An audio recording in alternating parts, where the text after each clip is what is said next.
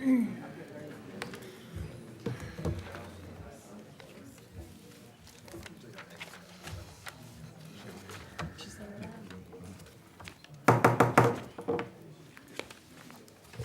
evening. I'm calling this meeting to order. I want to welcome everyone tonight. It's nice to have a full house. Chief Bill Carter is going to lead us in the Pledge of Allegiance. I pledge allegiance to the flag of the United States of America and to the republic for which it stands, one nation, under God, indivisible, with liberty and justice for all.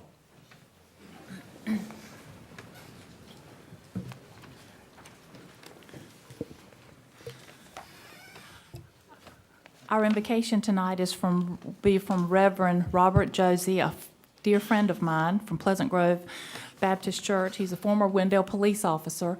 We're so happy to have you here. So happy to see how well you're doing. I'm glad to be here. Yes, sir. Eternal Heavenly Father, it is again that we approach thy mighty throne. Father, we come as humble as we know how, thanking you for the many blessings that you have bestowed upon us.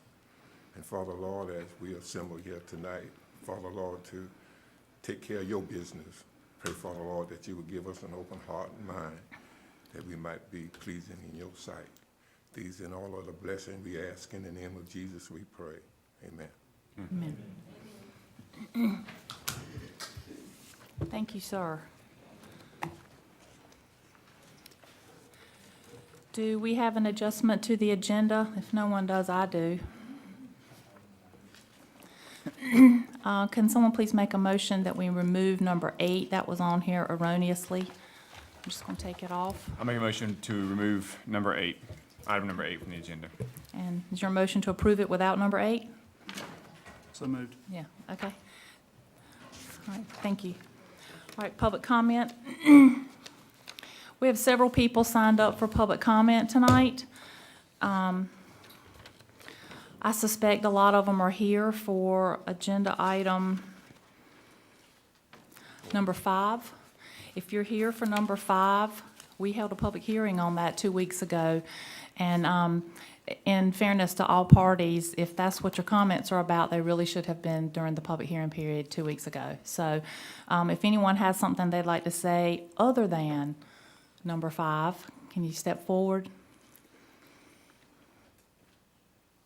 That's fine. Come to the podium and tell me your name and address, please.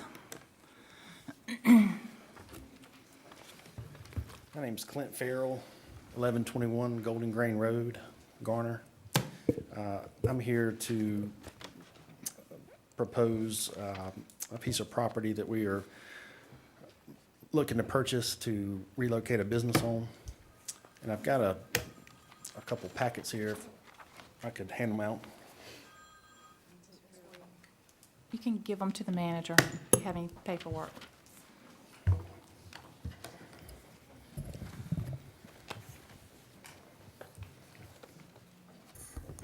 Thank you.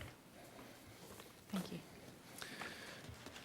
So I've got them in order. If you start with the existing as-is page on top, it shows an aerial of the piece of property.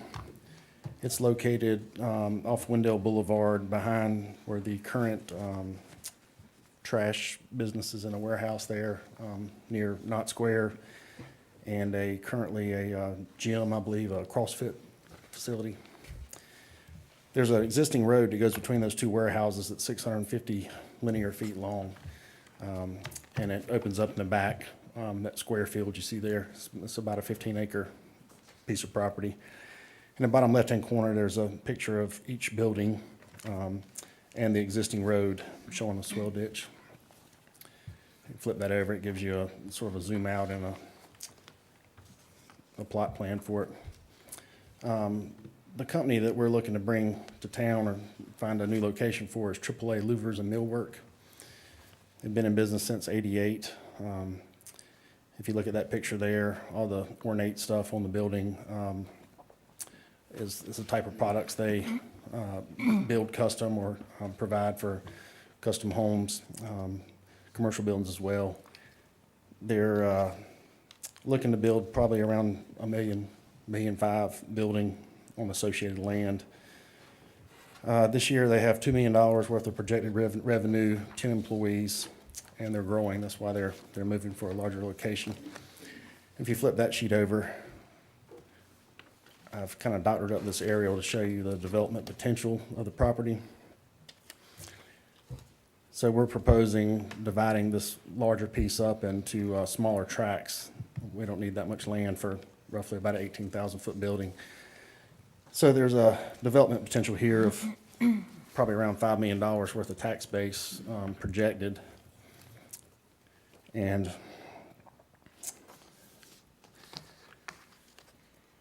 in the bottom right-hand corner there, I've kind of listed out some of the, we met with the planning department, David and Patrick, and they updated us on the UDO requirements for Wendell. And in that meeting, we found out we had a couple of problems. One is that this property isn't in the town of Wendell. It needs to be annexed to get utilities. The second was the UDO requirements. The UDO requirements state that this road off of the stub and including the stub road coming in needs to be rebuilt. The 650 foot of road would need to be rebuilt to a new standard with a double sidewalk, curb and gutter, landscaping, boxes every 40 feet, a certain lighting and trees, as well as the new roads that are proposed there. The yellow is what we need to build. The green is what the UDO dictated from planning department that we would need to stub it into the next property as well. So it's another 325 foot of road. So altogether, we have over 1,800 linear feet of road that has to be built to serve this 15-acre piece of property. And building a road like it's there, the existing road with a swell ditch, is considerably less expensive than building a double sidewalk into this industrial park. So overcoming those challenges is a financial impediment for the project. So we would just like to have some dialogue on that with the town.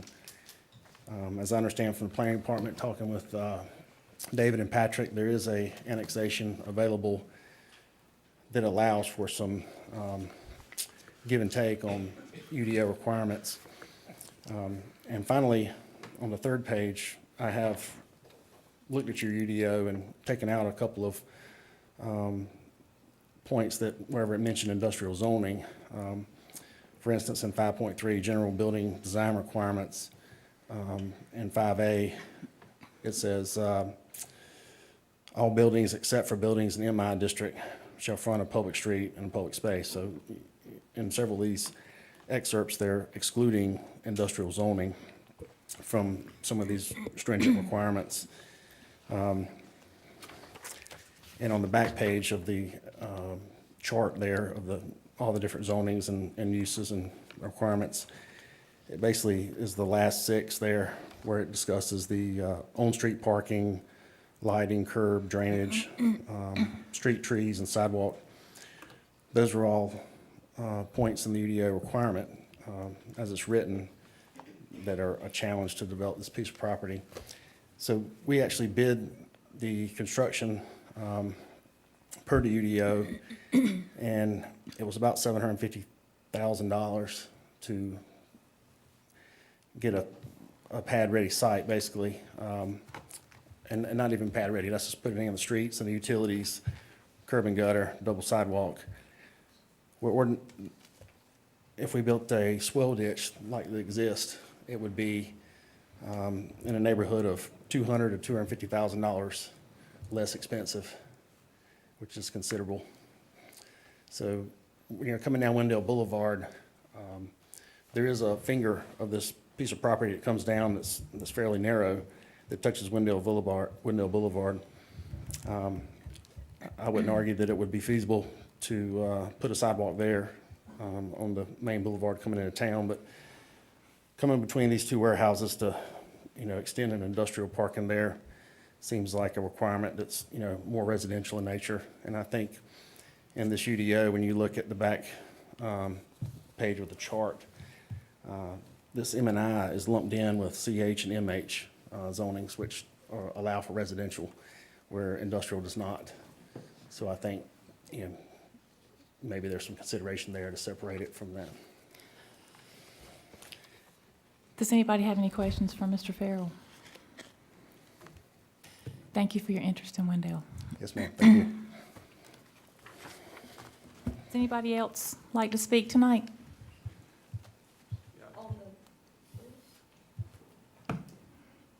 All right. Do we have a motion to approve the consent agenda?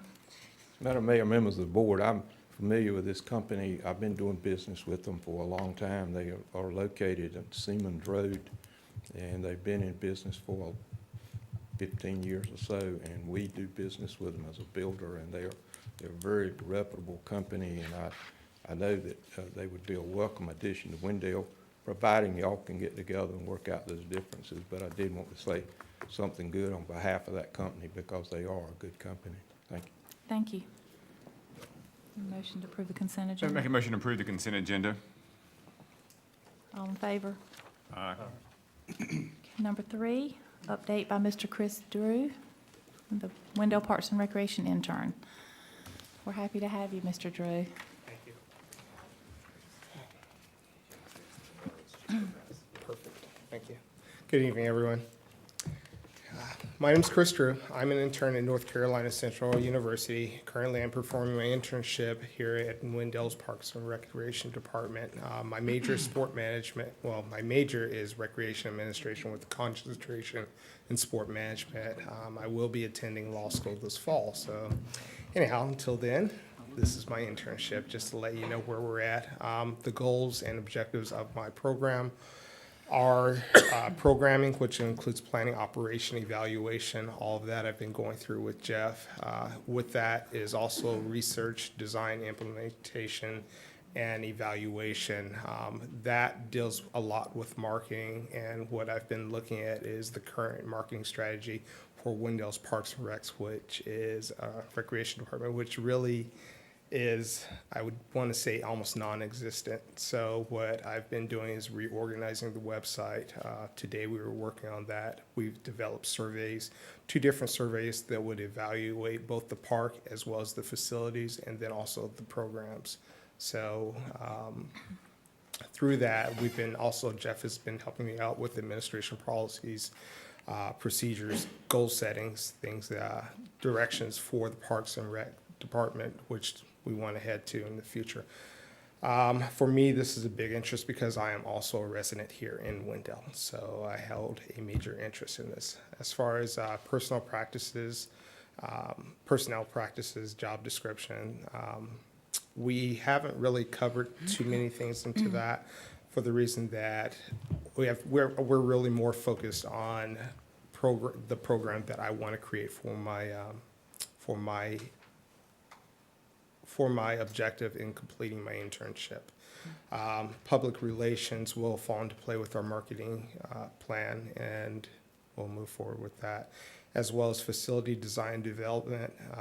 I've had the opportunity to meet with Suzanne Hatchell and sit in on some of the meetings where we've been talking about future plans for the park and also greenways.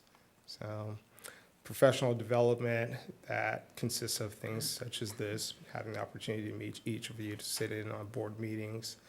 I'd like to once again thank you for those opportunities. And maintenance, I will get a chance to operate, or at least to work with Matt Driver as he goes through his daily chores and things like that he goes through to keep the park looking so beautiful. And the last portion is leadership. Program staff and community. So as you know, that pretty much deals with public relations. So anyhow, and as well as staff. So, and that concludes my update. Are there any questions, concerns? Does anyone have any questions for Mr. Drew? We've been happy to have you. Where are you going to law school? I'm applying at Duke. Seems like not a lot of people are fans here, there, That's okay. but also, so, but North Carolina Central, I'll probably actually return there. They have a really good program, and I'll take wherever I can get in, honestly. My So, son's applying right now, too. Okay. So, yeah. Well, good luck to you. Thank you. Thank you.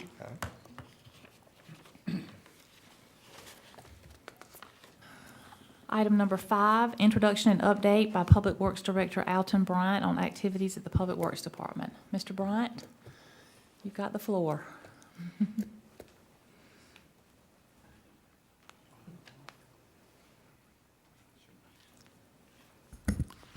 Good evening, Mayor, members of the board. It's my pleasure to be here tonight to discuss, to update matters regarding the Public Works Department and have some discussion regarding the Public Works Department. In addition to the many tasks or services that we provide our citizens on a weekly basis, some other successful accomplishments for the department have included the town's multi-year resurfacing projects, railroad crossing upgrades, 3 phases of the downtown enhancement projects. Those were projects funded by the USDA RBEG department. The Wendell Falls Parkway drainage and sidewalk improvements. That sidewalk along 3rd Street and drainage into the park area. That was a part of a federal stimulus funding projects. The Anderson Street drainage and road improvement project, and the Lake Drive stormwater improvement project. I'll talk about that just a little more later. If I may, I want to change the order a bit of the material we have before you. And I want to talk about the members on my team, our team. The Public Works Department is staffed by 7 employees, including myself. The department is responsible for storm drainage, street maintenance, signage, building maintenance of many facilities, mowing of a large part of the town property and easements, debris removal from storm drainage systems, weed control, Wi-Fi maintenance. We're in partnership with Ms. Tama as IT manager. Christmas decoration installation and tear down, emergency generator maintenance and troubleshooting, painting of various properties, projects that might be more in line with the maintenance, minor improvement. If it's a large scale project, then we would look at going outside for something like that. Concrete work for sidewalks, again, mainly repair type projects. Asphalt repair, potholes, holiday banner placement and takedown. Our hours of operation are Monday through Friday, 7 until 5 o'clock. That's a 9-hour day for 4 days, and then on Fridays from 7 until 11. And an exception to that would be in the middle of the summer to take advantage of the cooler days when it's really hot. That we'll try to take advantage and start a little earlier. We have the daylight, and it's cooler on employees. The department is a very diverse group of individuals with prior experience in engineering, construction and maintenance, the U.S. Army Infantry, U.S. Army Signals, policing, and prior public works experiences with other municipalities. The average age of our staff is 49, and please don't hold this against that individual, but there is at least one employee that's a Cleveland Browns fan. At least one. At least one. I want to talk about some new equipment over the years that we've, thanks to your support, that we've been able to obtain to help us do what we do, as well as some projects that we've undertaken, some changes that we made to help improve what we do, all in an effort to become more efficient and proficient in what we do. Bulk salt storage has been a main one. Over the past several years, or prior to this year, we were applying approximately, on an average, 3 to 4 tons of salt on the roadways to help with the icing issue. And you can just imagine that's rather limited as compared to just this past late January winter storm. We applied some 10 tons of salt material. And I know that the board has commented on the efforts, as well as many of the citizens, as to them taking note on the improvement of that, and that wouldn't have been possible without those sorts of things. Other new equipment include a utility loader, It's a multifaceted device, which also includes a small snowplow for sidewalk work. Just a couple of years ago, it was very, very laborious to chip away ice from the sidewalks, and this machine is intended to help us quite a bit in that area, among other things.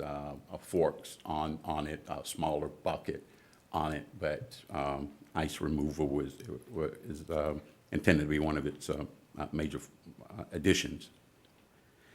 The mini excavator that we have, we've undertaken several projects over the years to improve storm drainage in the area, and of course that will help a lot. It's a track device that will allow us to get into areas that are wet, where a rubber-tired piece of equipment wouldn't allow.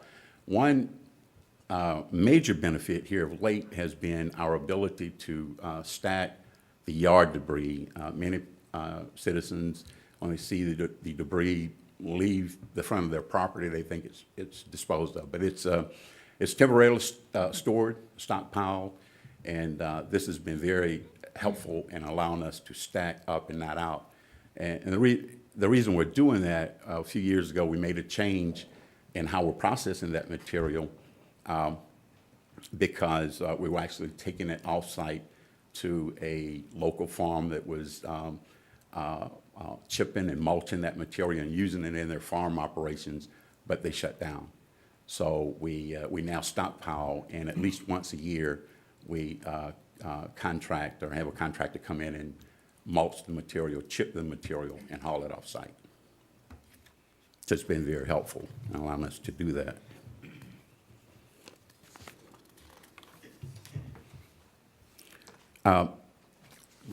Some changes in things that we've done, and it's been something for quite some time in the making, and that's we've discontinued the weekly bulky trash pickup, and effective December 31st of 2015. To date, I'm only aware of approximately 10 to 12 instances where material was still out and they received notices. And it's my understanding, speaking with code enforcement, those 10 to 12 have since handled that material. So considering the size of our town of nearly 7,000, 10 to 12, I would consider that rather successful. And it appears to be less and less of that. Maintenance on the Senior Citizen Center and adult daycare continues. Work orders for repairs at the center are staying at a minimum. Fewer work orders with severe maintenance issues are being generated. Improvement and repairs include new siding installed on nearly half the surface area of the building on one side and on two of four sides. A roof patch to take care of significant water leaks. Lines that were clogged to allow the HVA system to drain were cleared. The ceiling tiles replaced, ceiling fans were replaced. The men's room with drainage as well as water pressure issues have been corrected, and many other things over there. The Public Works Department had become a partner with the IT department in the installation and maintenance of the Wi-Fi equipment. The department works with IT to repair and troubleshoot new systems. One other project completed of late includes the completion of the Lake Drive stormwater.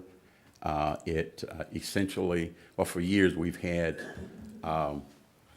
water issues between Lake Drive and Pine, and with the installation of a new 48-inch diameter storm drain pipe to parallel an existing 42, we've effectively increased the flow capacity through that system by 130%. And to date, that's proven to be very effective.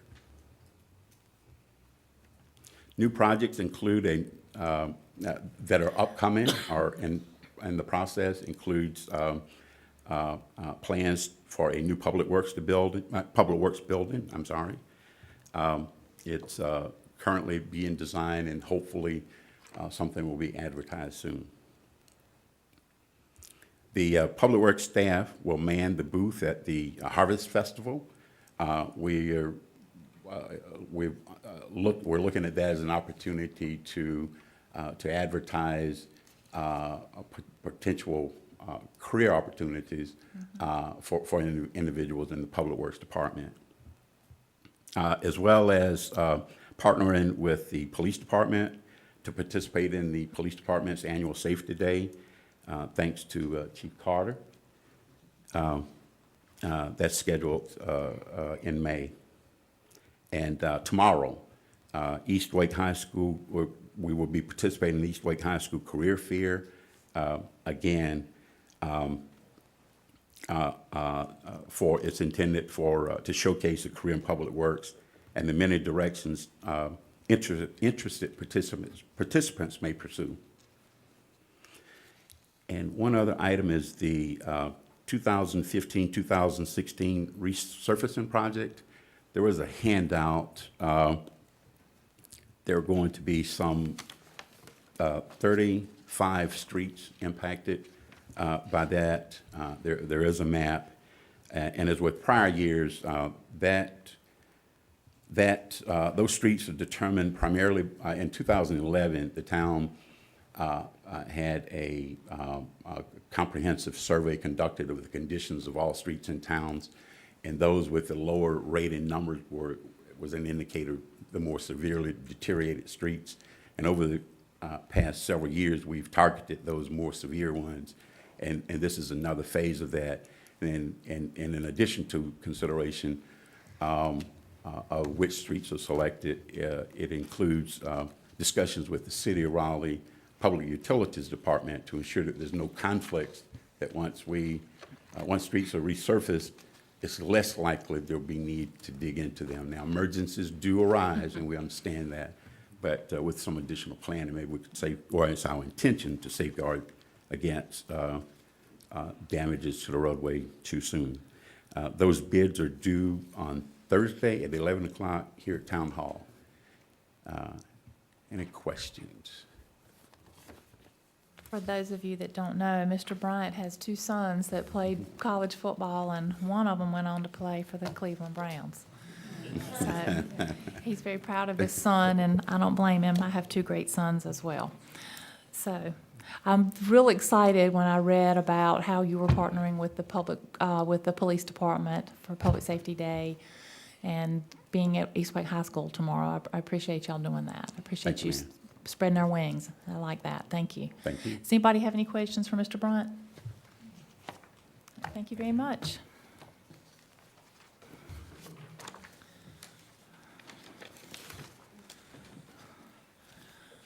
Item number 5, discussion and action on application by Lucius Jones to create an R3 conditional district for property located off West Academy Street. Good evening, Madam Mr. Mayor, Reedy. members of the board. On January 11th, we introduced this project just for informational purposes. At the January 19th Planning Board meeting, the Planning Board voted 6-1 in favor of the project. On February 8th, a public hearing was held in discussion with this property, and the project was advertised in the paper. The site was posted, and notice was mailed to the adjoining property owners as mandated. So having held the public hearing on the February 8th meeting, the Board of Commissioners is asked to take action on the creation of a conditional district for the Wendell Haven Senior Living. I'm here if there's any questions. Does anybody have any questions or comments for Mr. Reedy? Mr. Boyette? This project has ignited something in town. I'll start by saying I like the project. I think higher density building towards downtown is what we need to strive for. I don't have a problem with apartment buildings. I don't have a problem with infill development. The only small part of this I have a problem with is the use of the Wake County Affordable Housing Distribution Policy to help pay for it. As a lot of us know, Wendell has the highest percentage of as labeled by Wake County in the state of North Carolina, affordable housing in the county. And this policy was put in place to increase affordable housing in areas of the county that didn't have it. Wendell is not one of those places that is bereft of affordable housing. So while I support the project and while I support the, I don't want anyone to think that I don't want senior housing or I don't want higher density or use for this, this challenged property. My opposition to it is basically the use of tax credits and the affordable housing aspect of it. And I would also have to, I would add that while I recognize it's the mayor's prerogative to run the meeting as she sees fit, as a town, we have to be open, no matter how late it comes, no matter how many times we've heard it over and over again, we have to listen to our citizens. And if the citizens were to come to the next meeting and wanted to speak about this project, after the vote is over and done with and taken, that's their right. State law says that we have to provide for public comment. At least, I believe it's at least once per month. The lawyer can correct me if I'm wrong on that or not, but I don't think it sets a good precedent to take a list of people who've taken their time and come out here to speak. And I understand we've already had a public hearing, and we do a lot of things over and over again, but not listening to the people is not one of our jobs. Mr. Boyette, the effect of that would have been that we would have been having a second public hearing without providing notice to the applicant of a public hearing so that he could bring parties he wished to speak with him. So this is done to keep things above board and to best serve all of our citizens the very best that we can. And we've covered it. Does anybody have anything else they'd like to say, comments they have to make? I'd like to just, Commissioner Boyd, most of what he said is what I would agree with as well, too. I have no problem with senior housing. I thought the project looked very good. Just the numbers are out of proportion for this area of town. So I would like to just make a motion to deny the application by Lucius Jones to create an R3 conditional district for property located off West Academy Street. All right, we have a motion. Is there any comment on the motion? I've got a brief little comment that I'd like to make about it. I agree this has been a hot topic. I've gotten hundreds of stops and phone calls and comments and things from people. I want everyone to know that this was given the same fair and thoughtful consideration that every project that comes before this board is given, every time. This is about apartments, not about the elderly. It's about apartments. The qualifications that applicants would have to make to live here are that they have income requirements and they have to be above the age of 55. There is no nursing facility. There's no nurse there. It is not assisted living. It is not a nursing home. It is not a place to put your elderly family member when they need help with day-to-day activities in life. It's an apartment. We have lots of apartments in Wendell. I just want to make sure that everyone understands that there's no presence there by resources for seniors. It's not like that. So the only qualification that makes it elderly, and I even joked about it, is that you had to be 55 years old, and I laughed about 55 didn't seem elderly to me. Just kidding. So does anybody else have a comment on the motion? All right. The motion is to deny the application. All in favor of denial of the application, raise your hands. Passes 5-0. Thank you.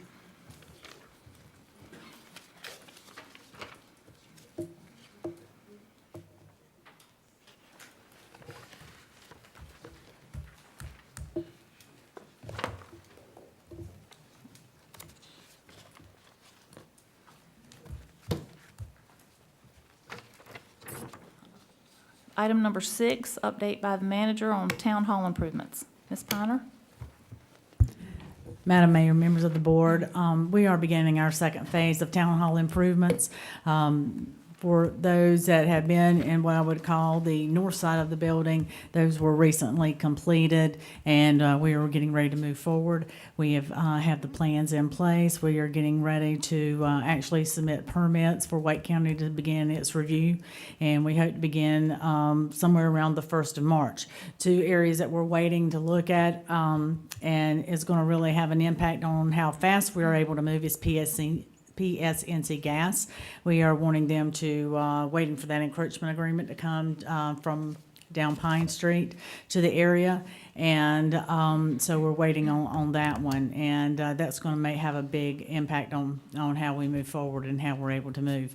We're also excited because there will be improvements to this room. And the reason is not only for the board and the ability to serve the citizens, but as well as being multifunctional and being able to use it for many other different things as far as meetings, for other citizen groups that we have, for being able to rearrange the room, for training opportunities. And so this will be a big improvement for the citizens that are here, being able to see the monitors and the screens, as well as being able to be used by a larger number of citizens at one time. We do hope that we'll be able to better serve the citizens that come in through a reception area, through a handicap accessibility. We're making some changes there, especially into the bathrooms in the lobby area, because we do not have a handicap accessible bathroom currently in Town Hall. And so again, we're trying to look and make improvements. And we hope that we'll be able to do something. This area here will involve some asbestos abatement. It's minor, but we have to go through that process, and it's actually in the glue that is in the tile underneath the carpet. And so we'll keep moving on that. But it should be something that's going to be an improvement for everyone. So we're glad to take any questions. Again, we've been working with Tony Johnson, who is an architect who helped us with the other part. Planning is working on the permits now, and hope to be able to move forward very soon. Does anyone have any questions for Ms. Piner? All right, thank you very much.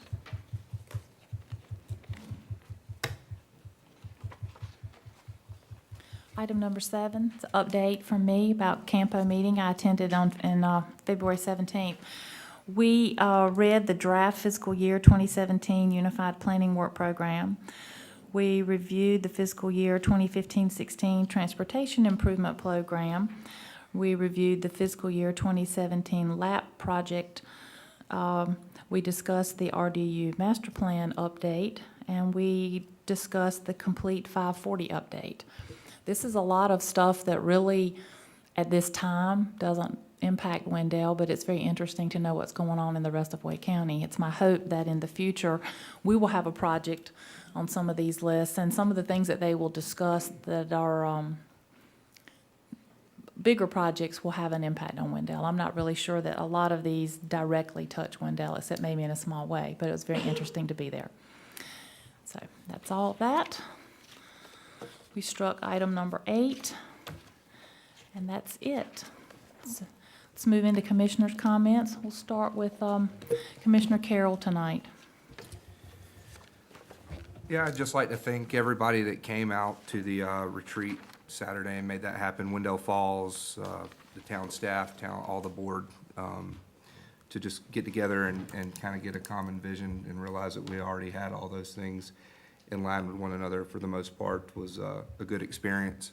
And also like to encourage you, if you hadn't checked out Wine 101, to check it out. It's a very nice facility and a good addition to town. It was packed Friday and Saturday, and some other businesses got some of the overflow and benefited from it as well. So thank you. Commissioner Lutz?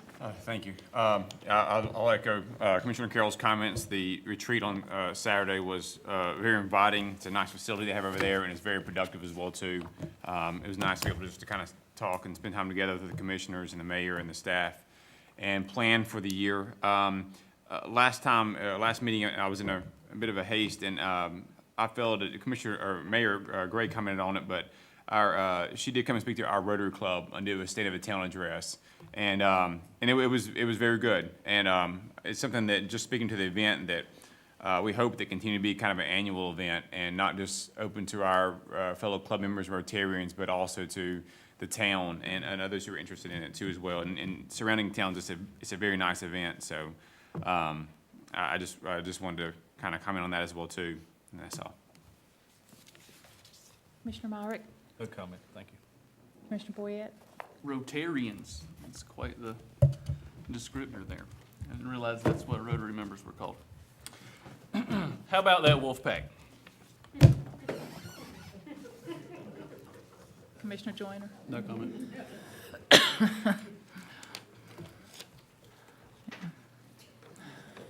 All right. Since we last met, I've met with Andy Curtis from Wake Medical Center. She wanted to talk about Wendell, offer some programming that might meet the needs of some of our citizens and specifically our employees, and Ms. Piner's looking into that. I went to the Eastern Wake Center to talk with them about their needs. They had some things they needed taken care of, toured the facilities. They have some volunteer needs. If anyone is looking for a volunteer opportunity, please consider it. They really are in need for volunteers. I wanted to comment real quickly about our annual retreat. It was this past weekend. Thanked Wendell Falls for allowing us to use their facility. They didn't charge us for anything. They're really very generous community partners with us, and we appreciate that. We had a great day. There was a lot of collaboration and excitement.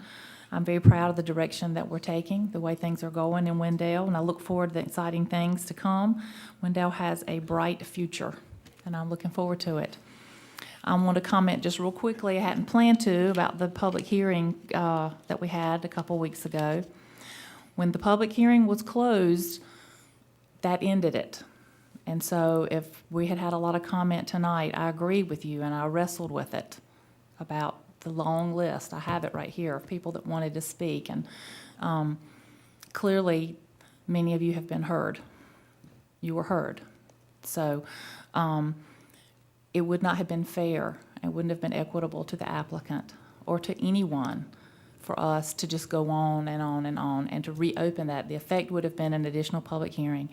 And y'all know I'm a staunch rule follower, and I'm going to do it procedurally the way I think is best. And I think that when I spoke to the attorney, that's the determination we made. One more thing I want to tell you about real briefly. Yesterday, I was invited by Prime Barbecue to attend a class that Christopher Preto gives every month, except in the summer. He skips it in the summer for the Wounded Warrior Project. And he gives it, this time it was held at the Wendell Women's Club. They'd lost their location, and we scrambled around and found them a new place kind of at the last minute. The Women's Club was gracious enough to let them use their facility. And if any of you have ever been to something like that, or you have not, if you have an opportunity, you really should go. It was just tremendously humbling to me. Those folks were so gracious, and I just don't even know why. They were so excited that I was there. It made me feel so very welcome. And everybody knows I'm on a huge diet, and when they got done, they made me eat the first rib. But I wouldn't have told them no if it'd been a 10-pound chocolate cake after I'd been there talking to them, and I ate it. So I had to work extra hard this morning for that. But it was a very, very humbling experience. And so if any of you ever have an opportunity to do anything like that, I really encourage you to take advantage of it. Those folks have made a lot of sacrifices. People say that and they hear it and they think it's a cliche, but it's really true. And when I had a chance to talk with them and really see them firsthand and hear their experiences and have them tell me the lasting effects of those experiences, it was very humbling. So anyhow, do I have a motion to adjourn? Motion to adjourn. All right, we're adjourned.